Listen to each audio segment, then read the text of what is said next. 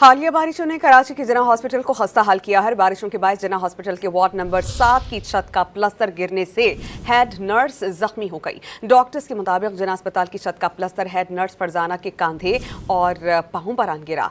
Plaster गिरने पर दीगर नर्सेस खौफ के बायस कमरे से बाहर निकल आईं।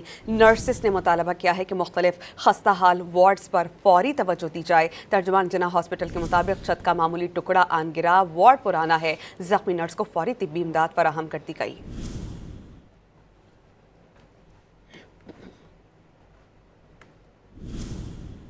हालिया बारिशों ने कराची के जना हॉस्पिटल को खस्ता हाल किया है। बारिशों के बाद जना हॉस्पिटल के वार्ड नंबर 7 की छत का प्लास्टर गिरने से हेड नर्स जख्मी हो गई। डॉक्टर्स के मुताबिक जना अस्पताल की छत का प्लास्टर हेड नर्स फरजाना के कंधे और पांवों पर आन गिरा।